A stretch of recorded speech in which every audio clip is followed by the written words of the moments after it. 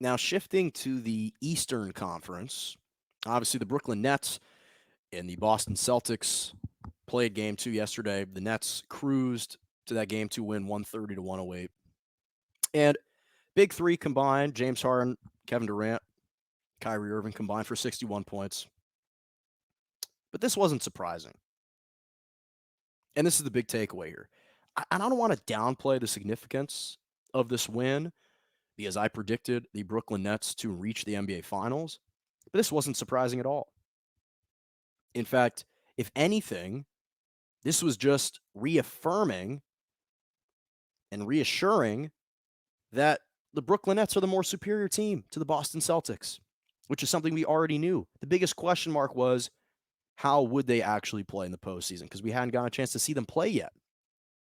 So we knew coming into this matchup, the Boston Celtics had no chance. And this was before Jaylen Brown suffered that wrist injury and had to undergo surgery. Even a healthy and complete Boston Celtics roster going up against the Brooklyn Nets had no chance. And now you remove Jaylen Brown, the second best player on the team, not a single chance. So the storyline was never Brooklyn Nets big three versus the Celtics big three. This is the Brooklyn Nets big three versus the Boston Celtics big 1.5, depending on how you view Kemba Walker right now.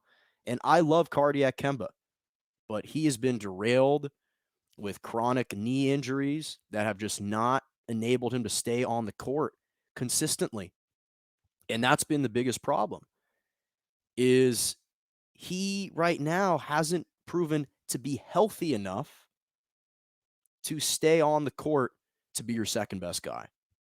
And so when I look at this game, we knew when the seedings came out that Brooklyn as the 2 seed, whoever was going to get the 7 seed, whether it was the Wizards or the Celtics, were going to get absolutely destroyed. And I actually think that it was a blessing in disguise for the Washington Wizards, even though I wish Russell Westbrook had showed out better and played better in that play-in game. It was a blessing in disguise for the Wizards that they got to avoid the Nets in the first round. I think they have a better chance against the 76ers than they would have had against the Brooklyn Nets. And so the irony is now you have the Celtics for winning that play-in game. They are rewarded with the Nets who are probably going to sweep them. They're probably going to sweep them. And to me, game one was an aberration. I commend the Boston Celtics for leading 53 to 47 in that first half. That first half seemed a bit like an outlier to me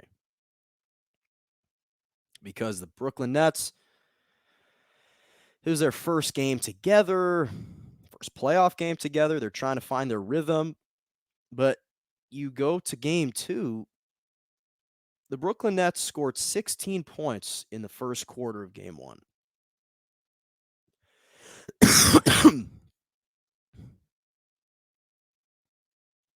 The Brooklyn Nets scored 16 points in the first quarter of game one.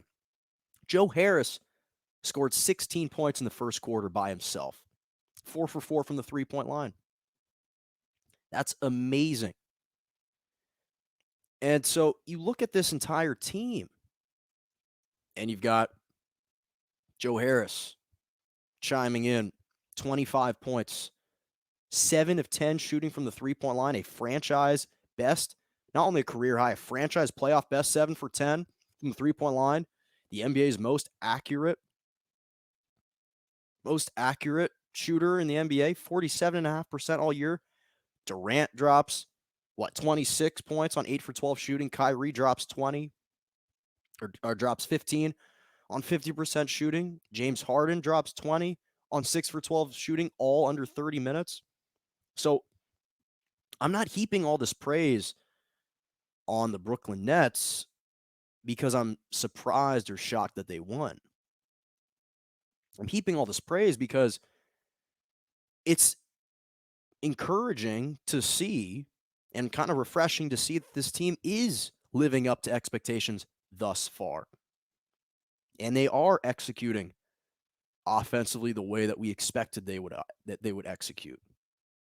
That to me is what's most reassuring. And now you look at the Miami Heat struggling against the Bucks. The Bucks absolutely dominated and annihilated them in game 2. They obviously came off an emotional buzzer beater in game 1. Chris Middleton sinking the Heat. Absolutely going to set up a tremendous second round matchup between these two teams. And that's going to be a riveting series, to say the least.